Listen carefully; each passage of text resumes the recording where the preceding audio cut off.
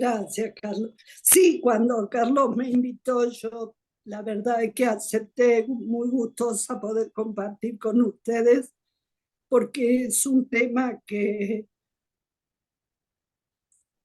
nos convoca desde muchos lados, ¿no? De estudio, de reflexión, de teoría, de clínica, y por eso cuando vi el anuncio y vi que era trabajo teórico clínico con, yo había mandado con, y Carlos puso de, y me quedé con la idea de que en realidad estaba bien discutir cómo trabajaba la psicosis para constituirse en un sujeto, que ese es un trabajo de la subjetividad, de la y subjetividad. cómo abordar clínicamente y teóricamente esa concepción y esa posibilidad terapéutica.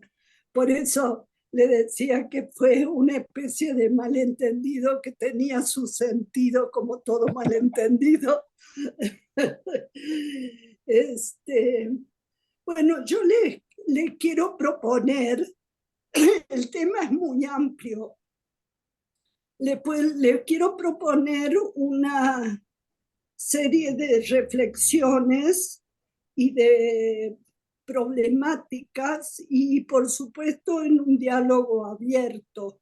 Ustedes pueden interrumpirme, pueden preguntar, en fin, me gustaría que este sea un lugar de intercambio más que una conferencia o cosa por el estilo.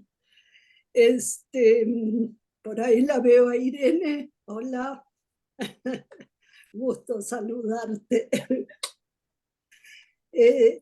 Le quiero contar cómo llego a este tema. En 1985, no saquen la cuenta cuánta edad tengo, fuimos convocados por el doctor Juan Carlos Pla a trabajar en la construcción de un espacio de elaboración clínico-teórica, pero sobre todo clínico, desde una perspectiva psicoanalítica con la psicosis. El grupo inicial estuvo formado por psicoanalistas, por psiquiatras, todos veníamos de diferentes orientaciones y modos de formación. Es importante esto porque cuando uno convoca desde la clínica, la teoría es accesoria y la teoría viene como a dar cuenta de la problemática que la clínica nos plantea. Así que desde el inicio trabajamos sin el prejuicio teórico de una escuela o de una sola mirada. El grupo trataba de aproximarse a una zona incómoda en nuestras formas de trabajo porque implicó tratar de estar en un lugar donde fuera posible el encuentro con la locura. Y eso en México es muy difícil, sigue siendo muy difícil. Y estar en una clínica o estar en un hospital con una perspectiva como la que nosotros tenemos, que hace eje en el sujeto, no está tan fácil y sigue siendo una situación compleja de integración. Desde esa época hasta que Juan Carlos muere, trabajamos juntos. Y en el 2005 aproximadamente fundamos el Centro Psicoanalítico Monte Albán con esta misma perspectiva, porque del 85 al 2005 deambulamos por varios lados. Iniciamos en la Clínica Falcón, que algunos veo son muy jóvenes para saber de qué se trata, pero fue una de las clínicas como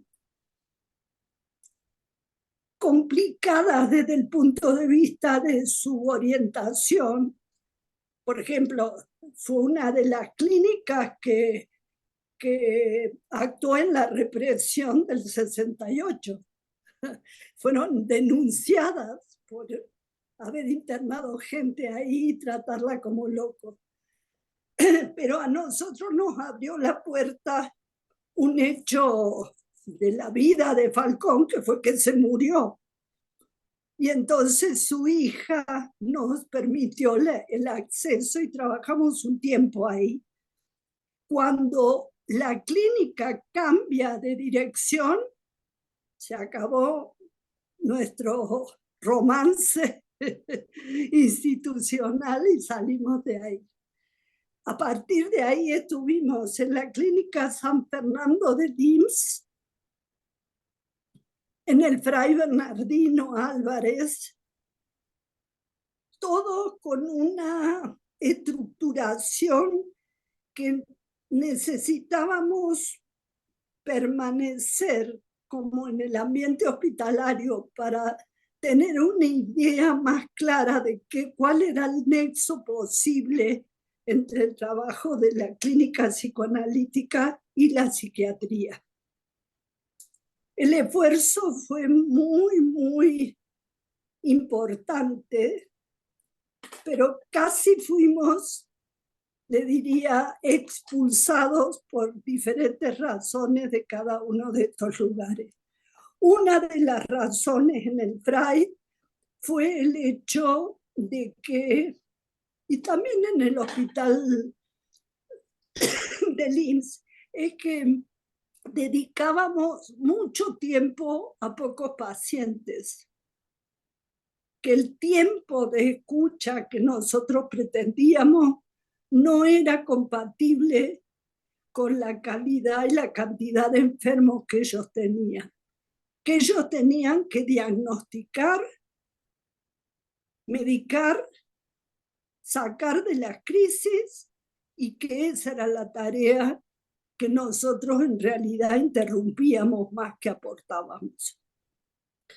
Desde entonces venimos con la propuesta, y en este recorrido que no ha sido como ajeno también al nuestro propio deambular por la locura, percatamos la complejidad que tiene el acercamiento de este tema. También, de alguna manera, el eje del trabajo puesto en el sujeto, que es una profunda dimensión psicoanalítica, entorpece de alguna manera la idea de la psiquiatría organicista. O sea que de entrada estamos frente a un territorio que es complejo de compartir, y a la vez es una demanda nuestra tratar de hacerlo. Lo digo para que vean la complejidad del trabajo. Eso es trabajar con la locura. Ahora, el problema, retomando un poco nuestro malentendido con Carlos, sería cómo pensar la locura, cómo podemos entender cuál es la idea de que cada paciente nos pone a prueba nuestros equipajes teórico-clínicos, y muchas veces rehacer preguntas y permitir nuevas preguntas inciden en la manera de hacer teoría. La idea es que cada paciente nos enfrenta y también nos interroga con su locura. ¿Qué es? Las preguntas siguen siendo válidas. ¿Qué significa clínicamente una psicosis? ¿Es la misma en todos los pacientes? ¿Cómo se construye?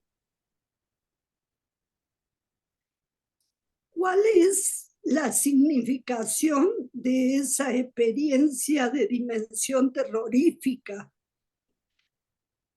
¿Qué nos dice el paciente? ¿Nos dice algo a nosotros?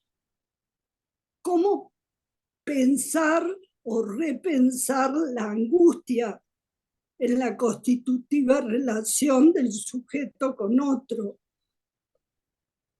¿Cómo construir una genealogía de cada paciente para entender su patos? ¿Nos dice algo a nosotros? ¿Nos convoca? Pensar acerca de la locura en realidad es pensar, y ahí está el de, en el proceso de subjetivación de todo ser humano. Esto implica preguntarnos también por qué algunos son locos y otros no, o no tanto, digamos, ¿no? En ese sentido, ¿qué conjunto de experiencias lo atraviesan a ese sujeto en particular? Y cómo cada paciente puede o no puede hacerse cargo de su historia. Entonces, en este recorrido que se materializa en el 2005 en el Centro Psicoanalítico Monte Albán, las preguntas nos siguen atravesando. Es evidente la dificultad y la complejidad que tiene a poner en el centro, en el eje del trabajo, la cuestión del sujeto. La locura, de alguna manera, pone en crisis casi siempre nuestros marcos referenciales. Y en ese sentido, digamos, lo que desconocemos en general es fundamental. Aunque yo les voy a hablar de cómo lo pensamos teóricamente, en realidad el encuentro con el paciente nos pone en una situación de reedición ignorante de qué le pasa, cómo le pasa, cuándo empezó, cómo se construyó esa situación. Sin embargo, para poder ponernos de alguna manera a ese desconcierto, quizás la única manera de hacerlo o necesaria es desde una situación que nosotros lo llamamos de modestia. Palabra poco usada en el psicoanálisis. En general, cuando uno siente que al tener una teoría tiene una verdad, desde esa verdad es imposible, bueno, yo creo que es imposible trabajar con cualquier sujeto, pero de todas maneras podemos poner en juego de que la verdad en este trabajo teórico clínico con pacientes con una situación que a algunos no les gusta llamar psicosis, sino locura, y ya les voy a explicar por qué, pero nos pone en una situación que nos obliga como a bajarnos un poquito de ninguna arrogancia teórica. Es mejor apoyarse en la poesía, en la novela, en los grandes filósofos, y eso nos lo enseñó Juan Carlos Pla.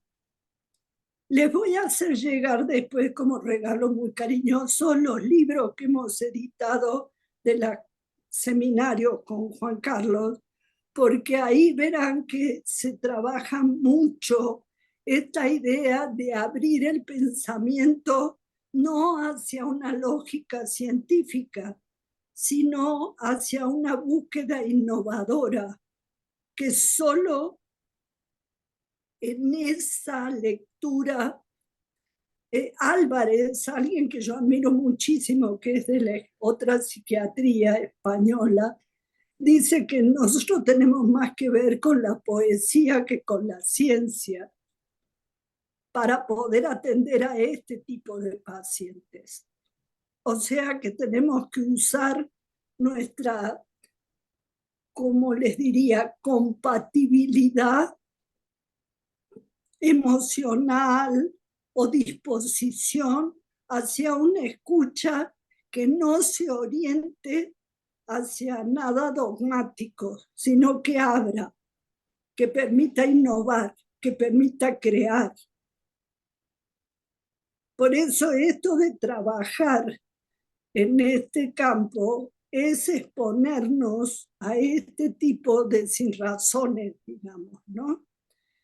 Consideramos, y hablo en plural porque esto es producto de todo el trabajo de un grupo, no son ideas personales, que la subjetividad nunca es un acontecimiento individual. Desde allí partimos para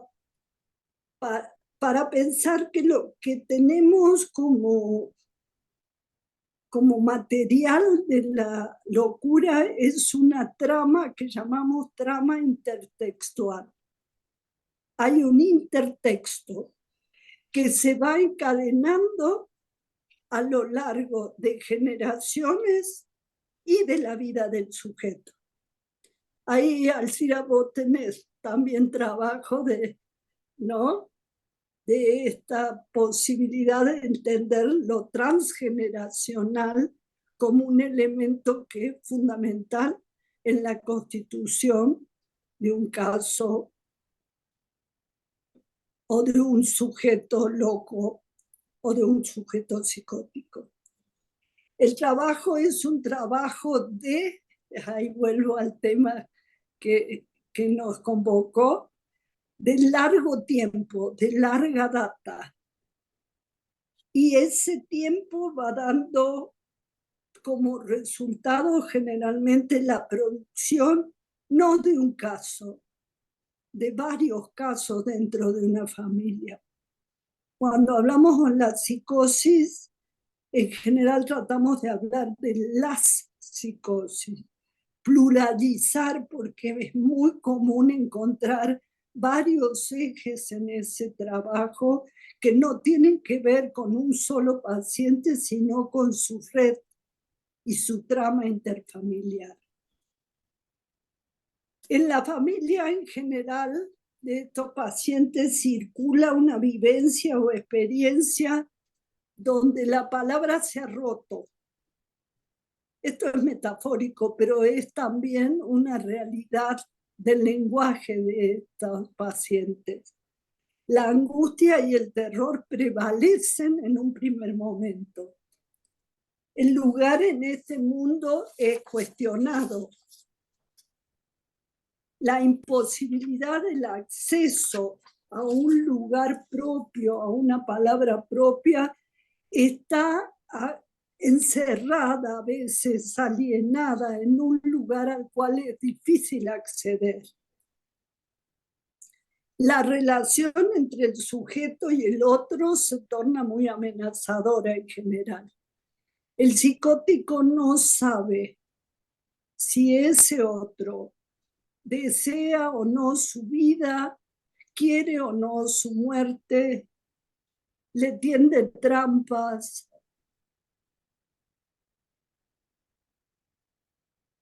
Lo llamativo es que en general encontramos situaciones de violencia, a veces silenciadas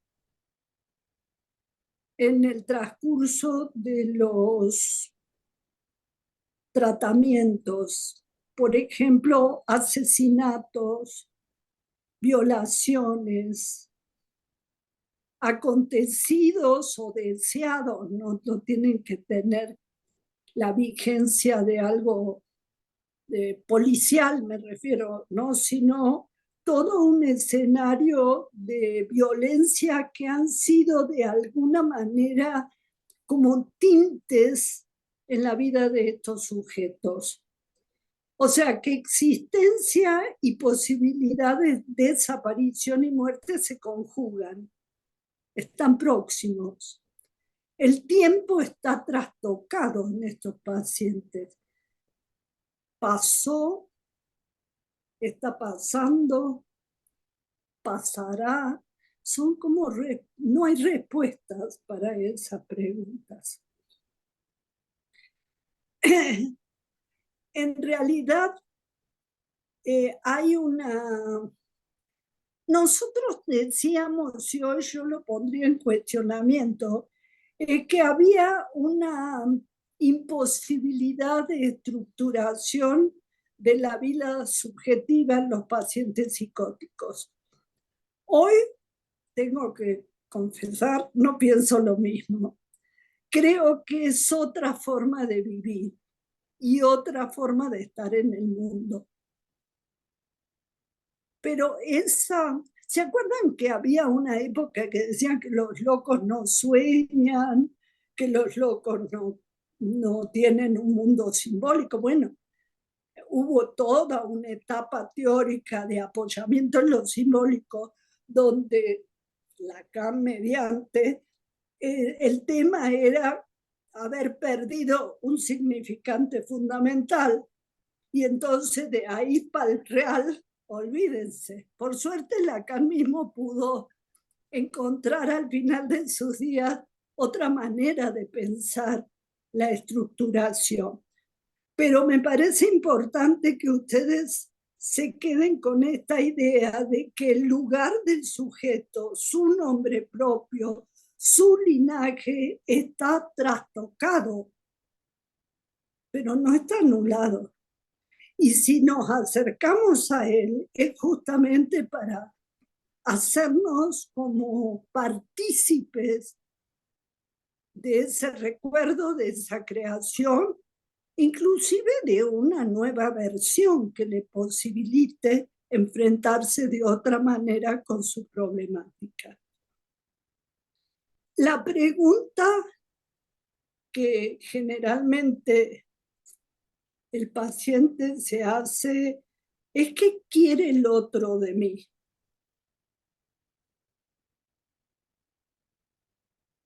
Él es un poco sin distancia lo que se le impone a veces.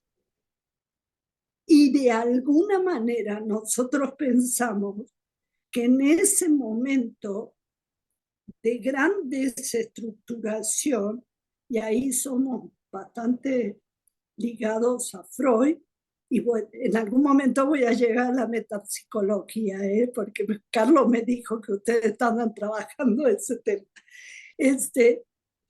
El amarre de esa salida posible, la constituye el delirio. El delirio da cuenta de algo que de alguna manera permite como un equilibrio, dice Álvarez. Y el eje ellos lo ponen en todo lo que ellos llaman defensas. Entonces, frente a la locura tenemos un elemento que es el sujeto, que siempre hay sujeto, por más loco que esté. Y por otro lado, las defensas, que sería el de. ¿Qué son las defensas? Las defensas, las Freud, desde el 1894 viene hablando de la psiconeurosis de defensa. Voy a hacer un poco generalizaciones de la teoría de Freud. Después, si ustedes quieren, podemos ir trabajo por trabajo, pero es una tarea un poco larga. Pero él habló de la defensa justamente como una manera de hacer barrera. El verbo en alemán quiere decir eso, poner un límite. hacer barrera, defenderse, amurallarse. Tiene otras. Es un campo semántico del alemán interesante. Retroceder, rechazar, alejarse. En 1894 tenemos las neuropsicosis de defensa en Freud. Es ¿cómo les diría? Es como desde el vamos. Con Freud tenemos un problema los que trabajamos en este tema, porque Freud decía que el psicoanálisis no era un buen instrumento de trabajo terapéutico para la psicosis, porque no hacían transferencia al modo neurótico los pacientes y por lo tanto no era un buen método. Por supuesto que de todas maneras nos abre el camino hacia el tratamiento de la psicosis.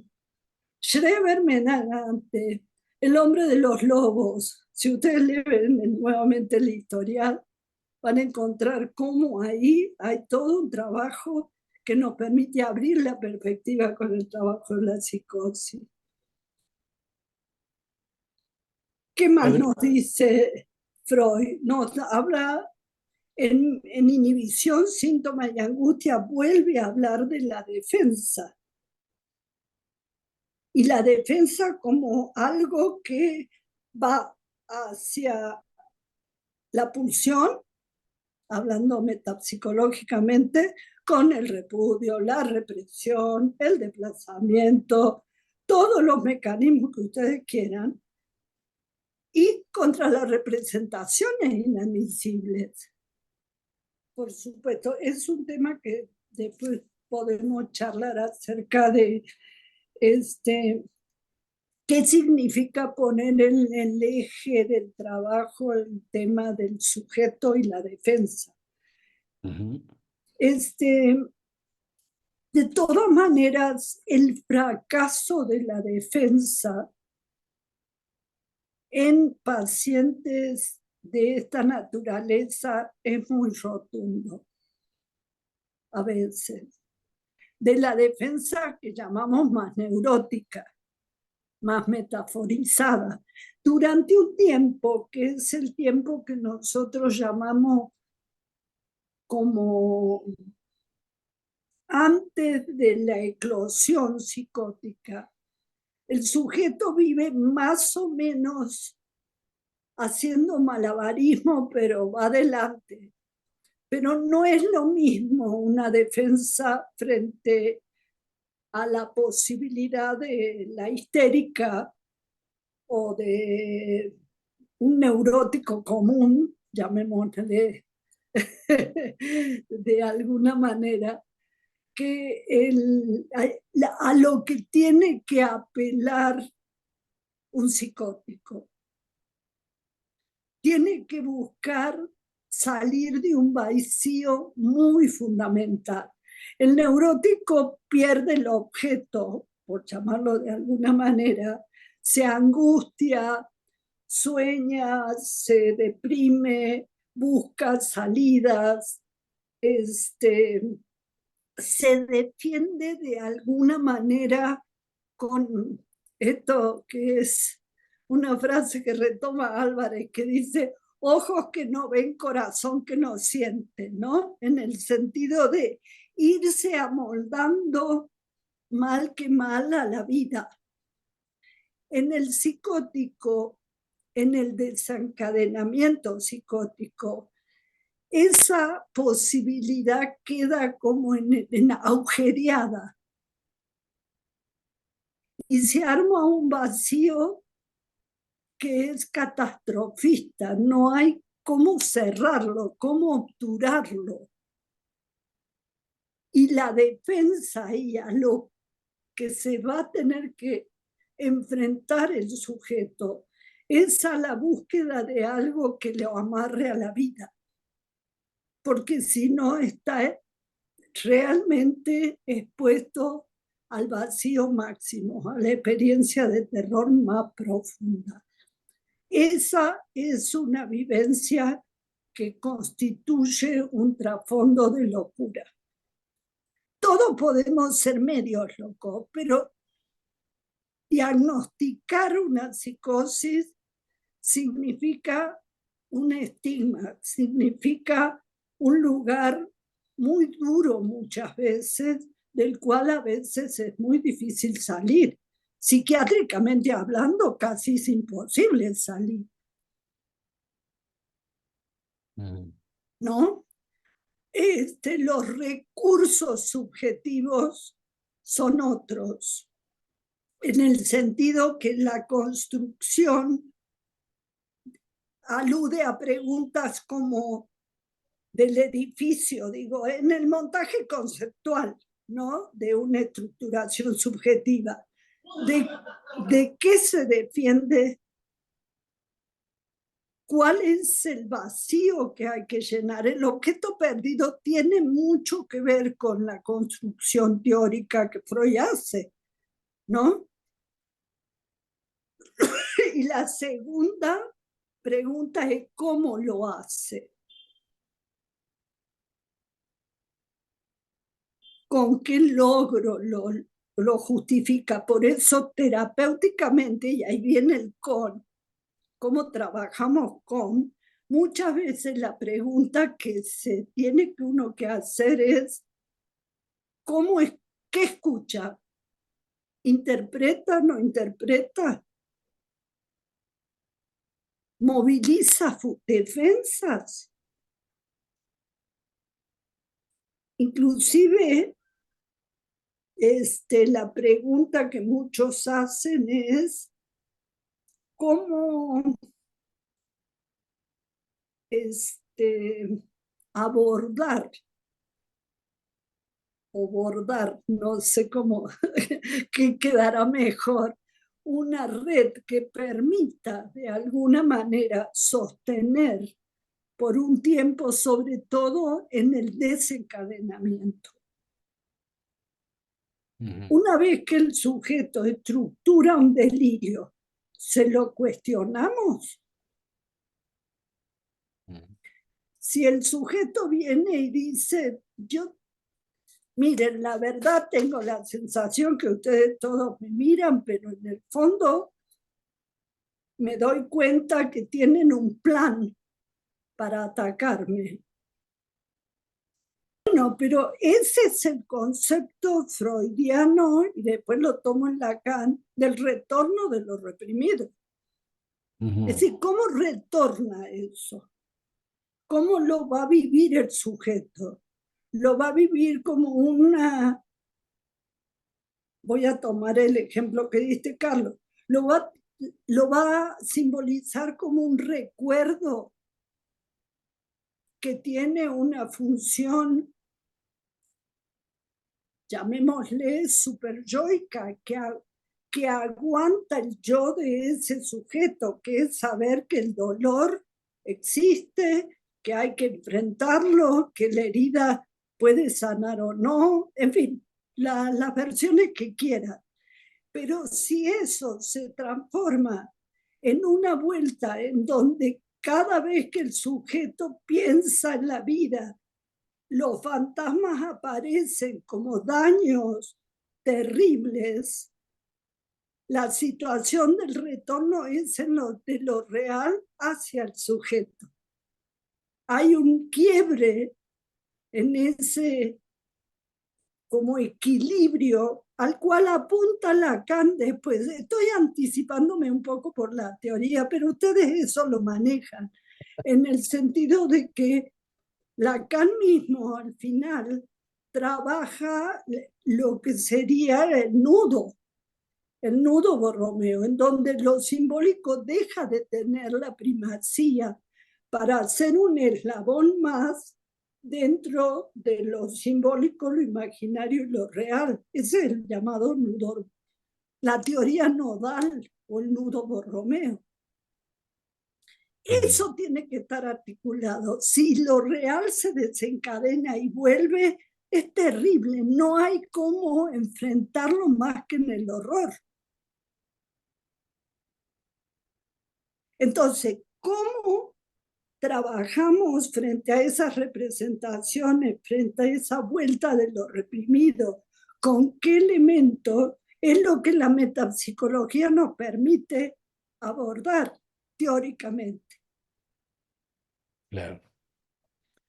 En el paciente llegamos así a la sexualidad, a la pulsión, a la representación, contra qué se defiende el sujeto para llegar al punto como máximo de la teoría, que es la castración, que sirve para todo, ¿verdad? El enfrentamiento hacia la castración hace la idea de la forclusión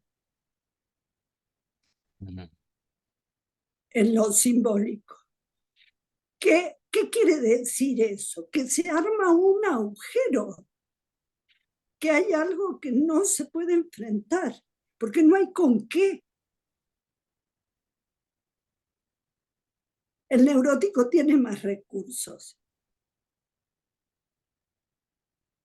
La poesía le da más recursos, si se quiere, la pintura, la filosofía, la vida misma, el amor de la madre, la figura del padre, una serie de cuestiones. Después les voy a dar algunos ejemplos clínicos para que esto se entienda. Esa situación de lo innombrable, dice Freud, ¿no? La representación oscura, lo que no se puede, como lo que no se puede saber, lo que queda ignoto. En los pacientes psicóticos lo podemos buscar en su propia genealogía, en el sentido de que muchas veces eso es porque trasciende de una generación a otra sin que haya una mediación de historia. Hay ahí algo transgeneracional. Y el apunte que hace Freud, en algún sentido, y también Lacan, que lo retoma, es que ahí hay una, ¿cómo les diría? Una cadena. Es lo que alude a en Nido de Paranoicos. ¿Han oído ese concepto? Que hace falta varias consistencias paranoicas en esas generaciones, que no es uno, que alude a un conjunto. La hermana Papán es un ejemplo. ¿Quién estaba más loca? ¿La madre de la hermana Papán, con la cual habían roto relaciones porque la señora Lancelán, su patrona, ya les pagaba a ellas directamente? El señor papá de las hermanas Papán, que había violado y tenía como amante a una de las otras hermanas.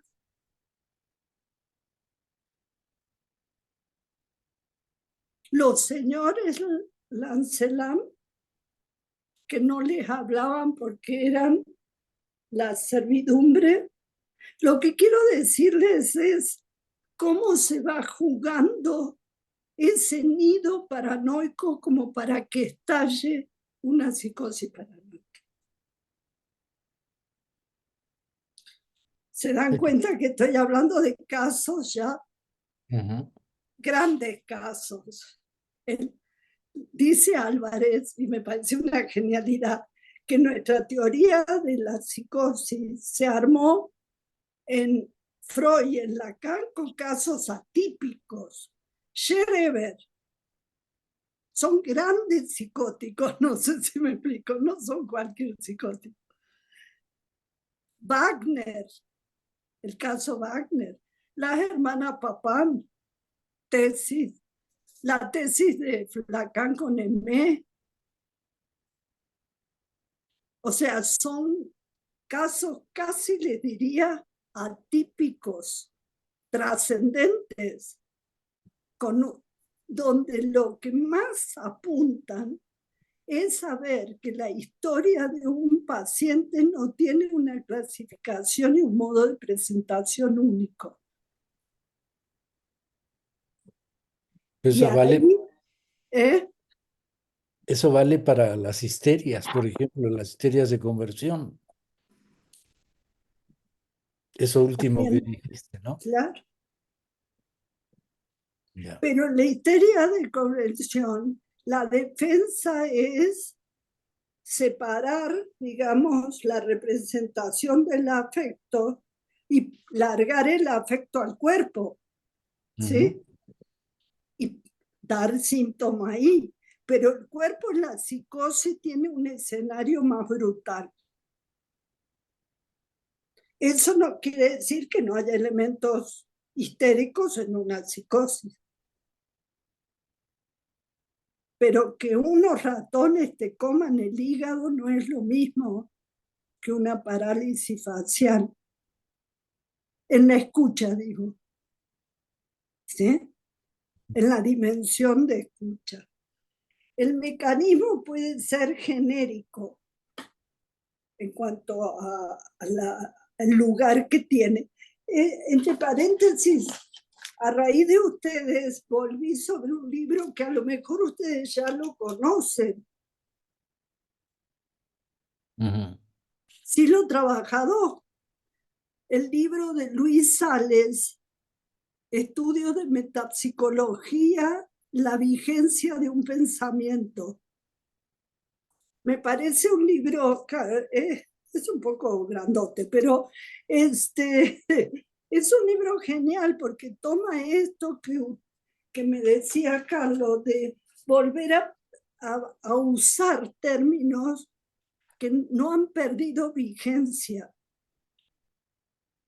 pero que hay que reubicarlos en una clínica y también en un tiempo, porque el tiempo de vivencia de la patología actual, como lo estamos viviendo en el mundo, con lo que está viviendo determinadas situaciones, digamos, que son como impensables en la época de Freud, tenemos que usar nuevas herramientas.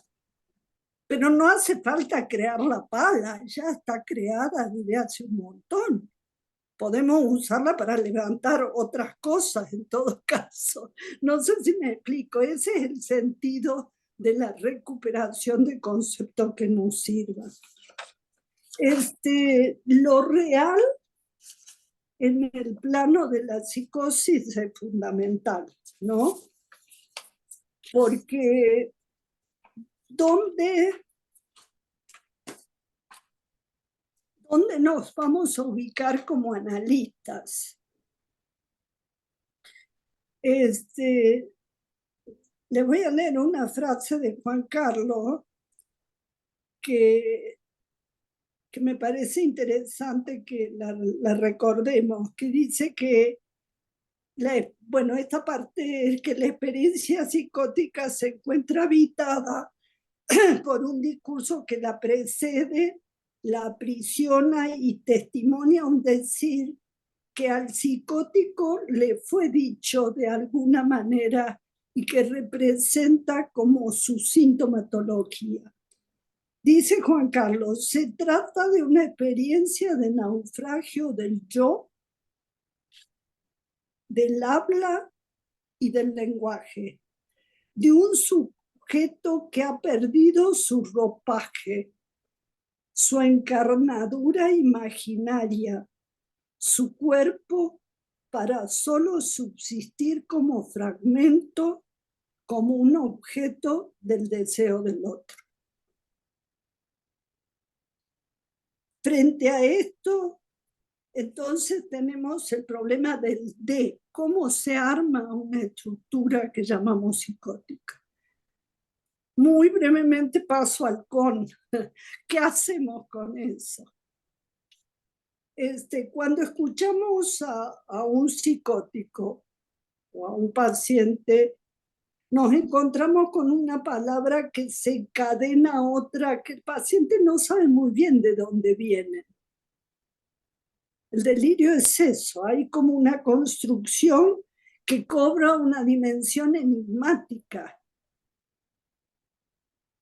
El psicótico además no viene solo, es portavoz de una historia, de una tragedia que se encarna en él. El argumento de este aspecto delirante, si ustedes quieren, viene de lejos. Guerras, engaños, traiciones, silencios, secretos, sostienen esa trama y atraviesan implacablemente a los miembros de cualquiera de las generaciones venideras. Lo digo con toda la pena que me da el mundo ahora. Estas guerras no son solo las guerras que están sufriendo hoy y los muertos de hoy, son los locos de mañana. Lo vimos con el Holocausto, lo vivimos con las guerras. Bueno, yo soy exiliada de la dictadura argentina, le puedo decir la trascendencia que eso ha tenido en lo que podemos llamar una vivencia traumática terrible. O sea, lo que viene aportando, digamos así, ese sujeto y que quiere ser escuchado, porque nos preguntamos, ¿por qué querrá ser escuchado este paciente?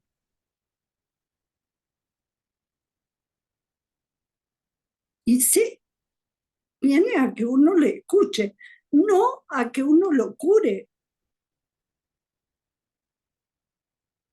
El que quiere la curación es a veces el padre, la madre, la familia, y como los niños, algunos que yo no trabajo con niños, pero colegas que dicen, vienen los padres y dicen, es que quiero que se porte bien, ¿no? O que no haga tal cosa. O sea, hay una idea de curación que nosotros no compartimos en la dirección de la cura con respecto a la psicosis. Para nosotros es lo posible del sujeto.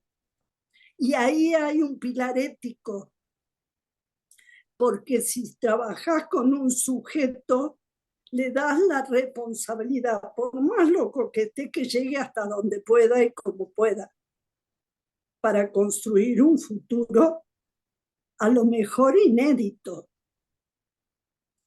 Pero no creemos en el destino de la psiquiatría, que con un diagnóstico hace de por vida, ¿no?, el señalamiento de un sujeto. No hay nada inédito,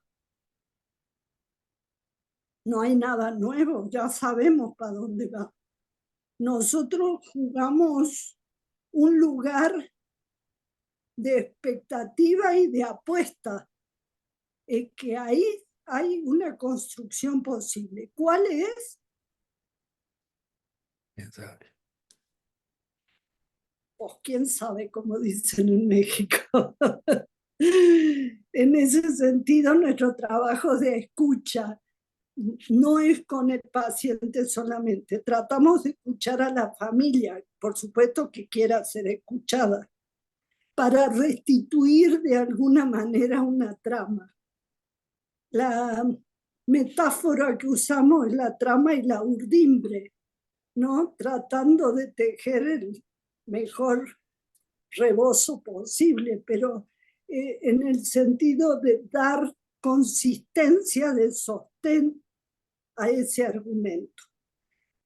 En ese sentido, trabajamos con la idea de no interpretar, no interpelar y no creer que uno sabe cómo lo dice y por qué lo dice, porque la psicopatología de la psiquiatría así lo dice.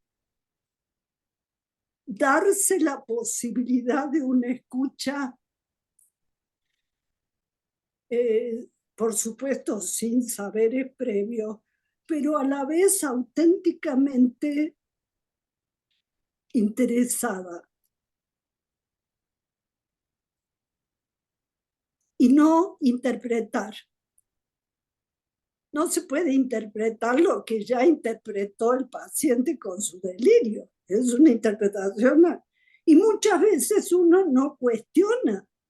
Si uno tiene una certeza, cuestionarla es no escuchar.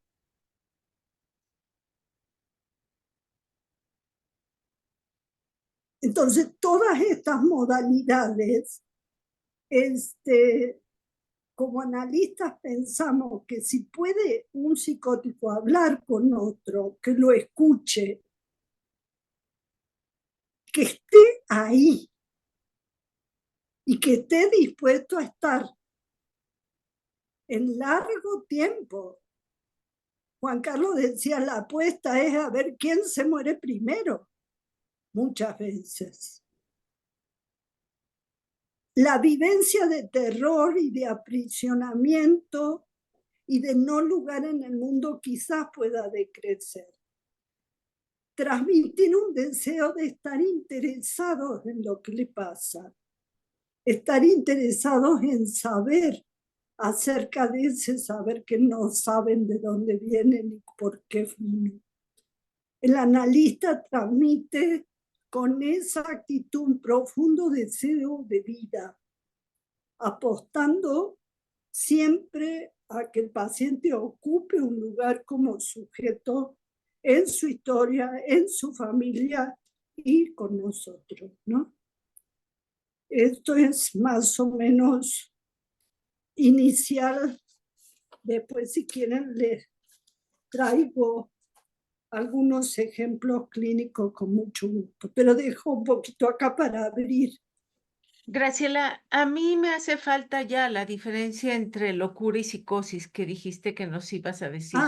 Que, por ejemplo, la escuela de la otra psiquiatría propone no llamar psicosis, pero por algo que tiene que ver que el diagnóstico de, lo mencionaba Carlos hace un rato, la clasificación psicopatológica que la psiquiatría insiste con el DSM-5, con todas las categorías rígidas de estructuración, esquizofrenia, paranoia, melancolía, psicosis maníaco, y no hablemos del DSM-5, que hay 800.000 trastornos, ni a psicosis llegan, ¿no?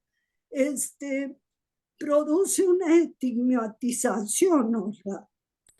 Produce algo que hay que muchas veces las familias piden, porque también es una manera de decir, él es el loco, él es el psicótico, él es el enfermo, yo no tengo nada que ver con eso. O como yo tenía una paciente que decía, ay, si usted conociera la historia de mi marido, sabría usted por qué mi hijo está como está. Eso, nada que ver. Pero ese diagnóstico psicosis produce un efecto que obtura. Claro. Y es producto de la psiquiatría cada vez más organicista. Nosotros usábamos ese aspecto de los psicóticos, pero cada vez más frente a lo que está pasando en la psiquiatría y en el aspecto de la salud mental, nos parece que es muy estigmatizante usar la idea de usted tiene una esquizofrenia, usted tiene una psicosis maníaco-depresiva, o usted es un bipolar. Hay gente que llega a la consulta y dice, vengo porque yo soy bipolar, ¿no? Como si fuera, digamos, ¿qué significa eso? ¿Con qué cargamos cuando decimos eso? Entonces el término de locura permite hablar de locos, que es distinto. Un psicótico por ahí deja de ser un sujeto. ¿Sí?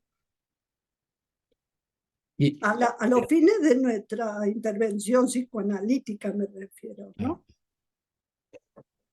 Tampoco, ahí vuelvo a lo que les decía, pero eso requiere un tiempo de escucha y de estar ahí que hoy la psiquiatría no tiene. De hecho, a nosotros nos echaron del Instituto de Salud, ¿cómo se llama? Del San Fernando. El director nos dijo eso, es que ustedes se tardan mucho.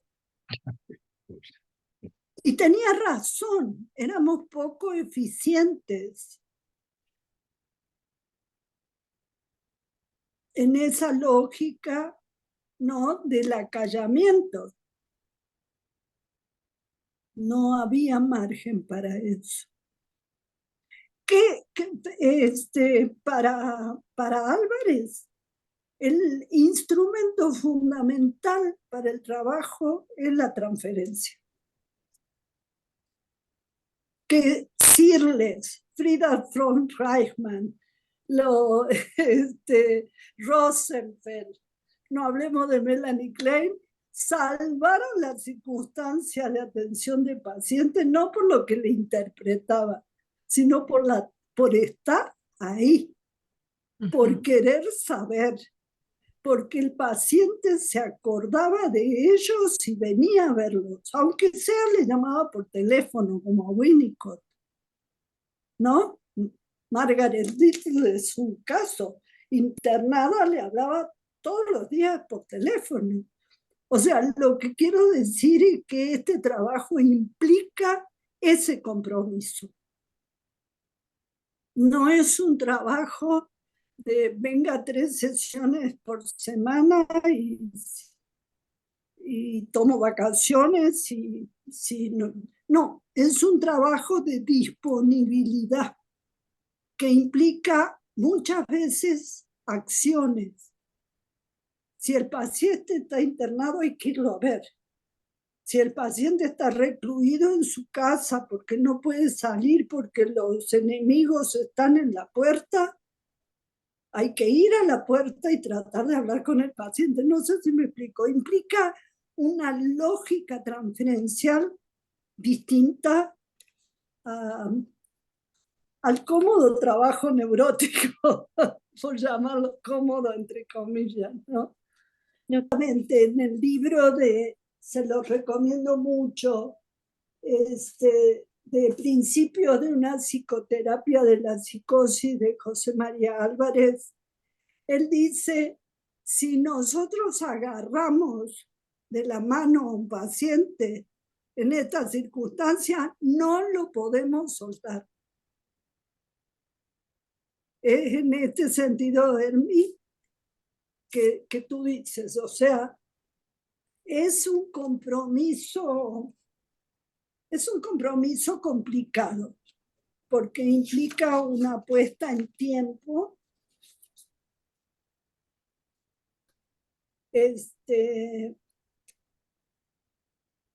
y también sabe que implica, desde el punto de vista del cómo trabajar, hay que lidiar con los propios narcisismos, porque uno está tan lejos de saber y de estar arrogantemente puesto en ese lugar, que es complicado porque implica trabajar con otros.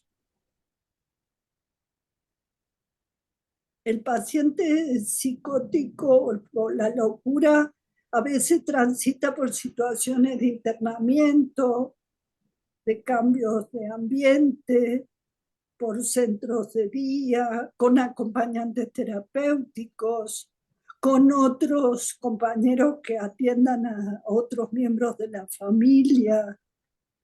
todo eso hace que nadie es el director único de la cura en ese sentido, ¿no? Y implica también una puesta como en duda de la certeza. No tenemos ninguna teoría que nos avale en ese sentido. Y nuevas versiones, ¿no? Porque el delirio muchas veces sirve para mantener, pero ¿qué pasa si el delirio se cae?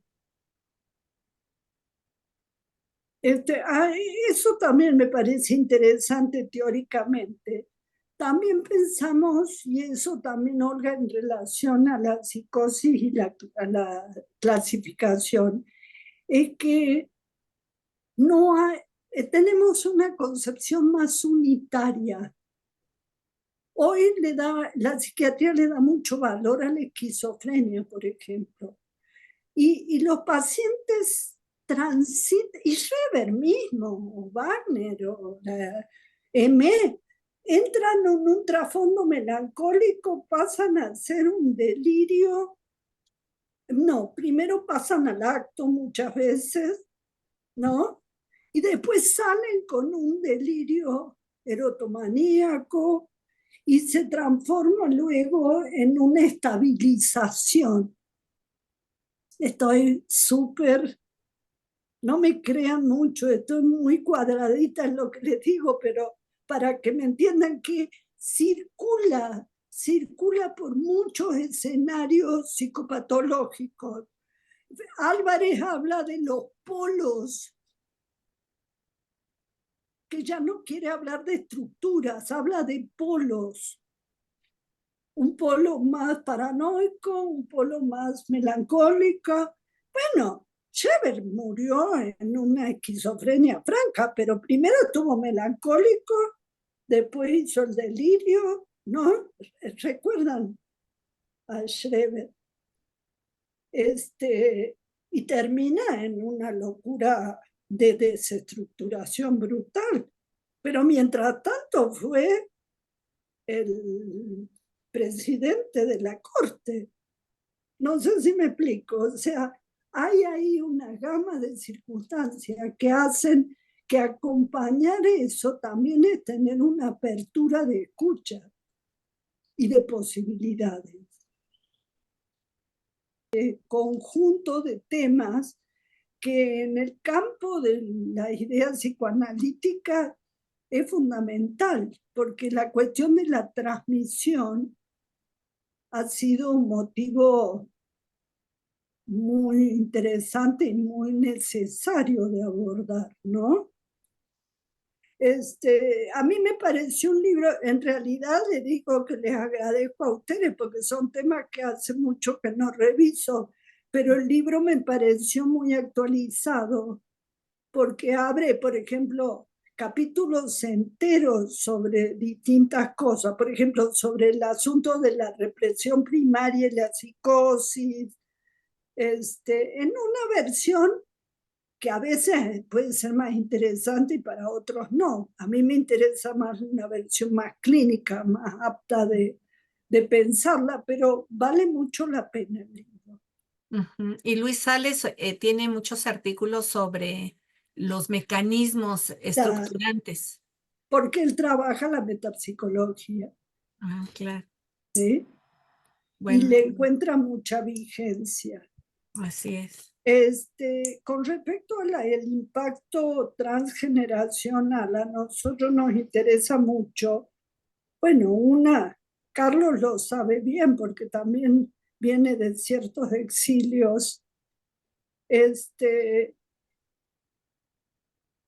Y el tema del cómo las guerras, por ejemplo, abren el tema de los modos de la transmisión del horror, de la vida de los sobrevivientes, cómo empezar a hablar.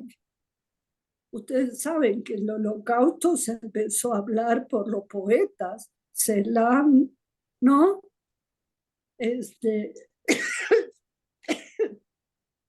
¿cómo se llama el que escribió esto? Si esto es su nombre, se me fue. Bueno, ahora que vuelva, les digo que el horror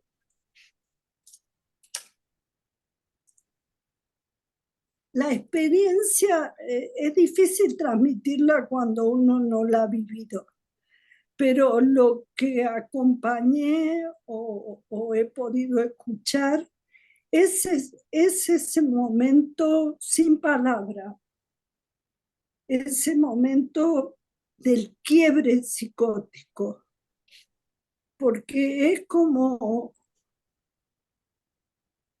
la pérdida de todo tipo de referencias contenedoras. Es el vacío, es el ataque inminente.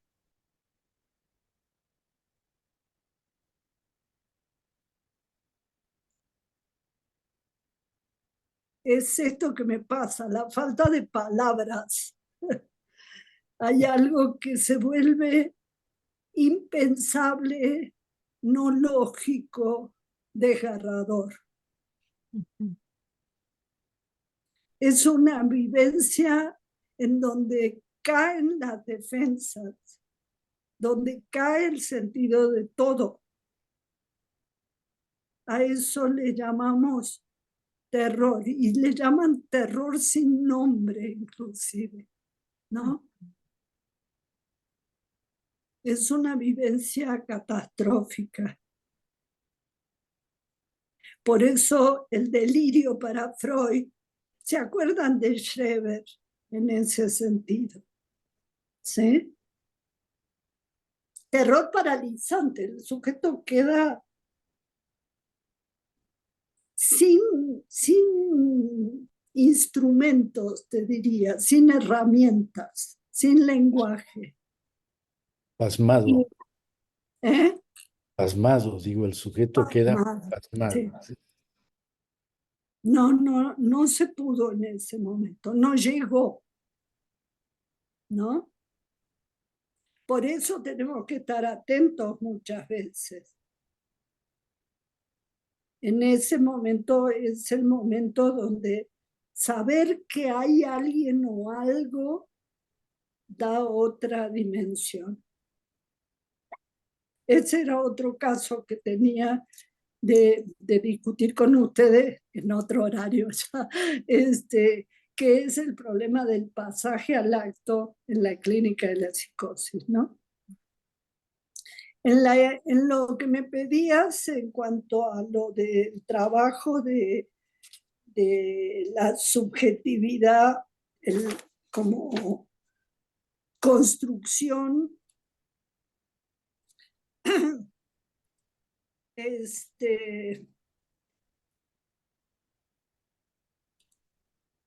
nosotros pensamos que en la dificultad que hay en esa historia del paciente, su nombre propio, el linaje, todo eso está trastocado en la cadena generacional. Y entonces es muy difícil saber qué lugar ocupa, quién es él en esa cadena. A veces está identificado imaginariamente con personajes grandilocuentes, ¿no? Genios, Napoleón, son figuras bastante socorridas, ¿no? En el sentido de creerse megalómanamente en algo que vaya a saber cómo se le impone, porque él es sin distancia lo que el otro le impone. ¿Cómo llega a construirse eso? Discurso materno, discurso de la familia, el discurso paterno, no lo sabemos así en general, hay que verlo caso por caso. El momento, Gabriel, volviendo a lo que me preguntabas, el momento muchas veces del terror, de ese vacío, de esa encrucijada terrible, es el momento que le llamamos de desencadenamiento. ¿Sí? El desencadenamiento donde apelamos a que un delirio se instale. Porque son como esto que decíamos, como amarres, como detenciones, como defensas para poder sostenerse. ¿Sí? A eso es lo que la clínica a veces llama que el paciente deja de delirar fuera y delira en el consultorio. Y tiene una vida afuera. Son modelos estabilizadores, te diría, de la posibilidad de una vida. Sí, por ejemplo, muchas veces los pasajes al acto, ¿se acuerdan el caso de Meg? Ella ataca a la actriz, ¿se acuerdan? A Sarah Bernhardt, sí. ¿Sí? Después que termina de hacer el pasaje al acto, deja de delirar. Se vuelve una paciente que se acomoda a la vida de otra manera. O sea, lo que quiero decir es que la estructura hay que seguirla desde perspectivas muy de sostén transferencial, pero no a apoyar a codelirar. Eso. Es distinto, sino a ajustar la transferencia, a no soltar el lugar de escucha. Y si eso lo angustia, pero digo eso para que la sutileza es transferencial. No es lo que uno diga, sino estar ahí sin querer saber más de lo que el sujeto sabe de lo que ese delirio significa. Entonces, para la próxima, también, si me hacen llegar más sus intereses, puedo cerrar más algunos temas más específicos.